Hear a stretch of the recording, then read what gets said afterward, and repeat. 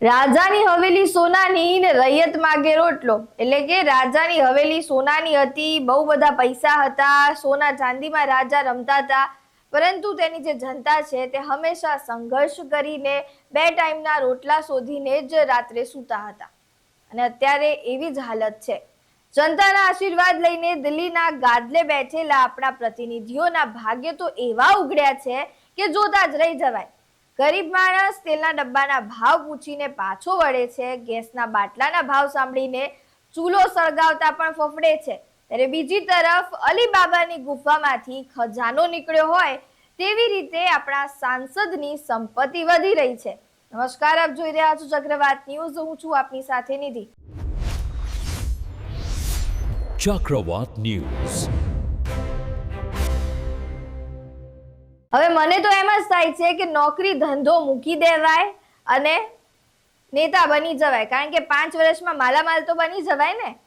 ખેડૂત રાત દિવસ કાળી મજૂરી કરે તોય માંડ 2 પાંદડે થાય છે, અને આ નેતાઓ દર 5 વર્ષે હાથ જોડીને મત માંગી જાય અને પછી એમની મિલકતોમાં એવો ફાલ આવે છે કે વાત જ ના પૂછો.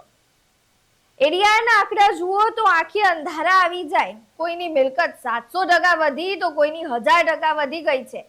ત્યારે ગુજરાતના કયા કયા સાંસદો છેલ્લા 10 વર્ષમાં માલામાલ થઈ ગયા છે, ચાલો જાણીએ. પૂનમ માડમ, લોકસભા ક્ષેત્ર જામનગર, 2019ની સંપત્તિ 42 કરોડથી વધુ, 2024ની સંપત્તિ 147 કરોડથી વધુ, સંપત્તિમાં વધારો 130 કરોડ, સંપત્તિમાં વધારાની ટકાવારી 747%. વિનોદ ચાવડા, લોકસભા ક્ષેત્ર કચ્છ, 2019ની સંપત્તિ 3 કરોડથી વધુ, 2024ની સંપત્તિ 7 કરોડથી વધુ, સંપત્તિમાં વધારો 6 કરોડથી વધુ, સંપત્તિમાં વધારાની ટકાવારી 1163%. પ્રભુભાઈ વસાવા, લોકસભા ક્ષેત્ર બારડોલી, 2019ની સંપત્તિ 2 કરોડથી વધુ, 2024ની સંપત્તિ 4 કરોડથી વધુ, સંપત્તિમાં વધારો 3 કરોડથી વધુ, સંપત્તિમાં વધારાની ટકાવારી 195%. દેવુસિંહ ચૌહાણ, લોકસભા ક્ષેત્ર ખેડા, 2019ની સંપત્તિ 1 કરોડથી વધુ,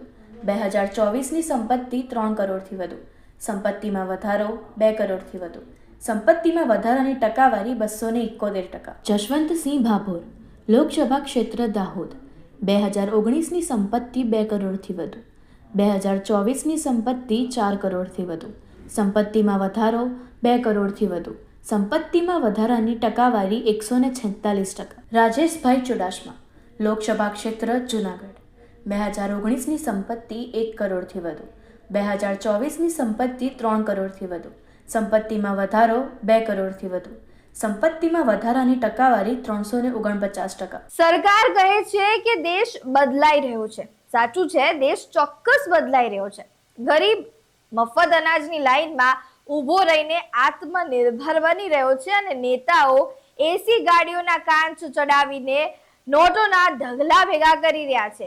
જે ખેડૂત જગતનો તાત કહેવાય છે એ આજે આત્મહત્યા કરવા માટે મજબૂર બન્યો છે. જ્યારે 5 વર્ષ હાથ જોડીને મત માગનારા આ નેતાઓ આજે કરોડપતિમાંથી અબજોપતિ બની ગયા છે. આ તે કેવો જાદુ છે કે જે માત્ર દિલ્હી જઈને જ શીખવા મળે છે. સવાલ એ છે કે જો 5-10 વર્ષમાં કોઈ બિઝનેસમેનની સંપત્તિ આટલી નથી વધતી, તો આ જનસેવા કરનારા આ પ્રતિનિધિઓ પાસે એવો તો કઈ કોથળો છે કે જેમાંથી બિલાડીની જગ્યાએ રૂપિયાના ઢગલા નીકળે છે. હવે જોવાનું એ રહે છે કે આંકડા જોઈને જનતા આશીર્વાદ આપે છે કે પછી સવાલ પૂછે છે.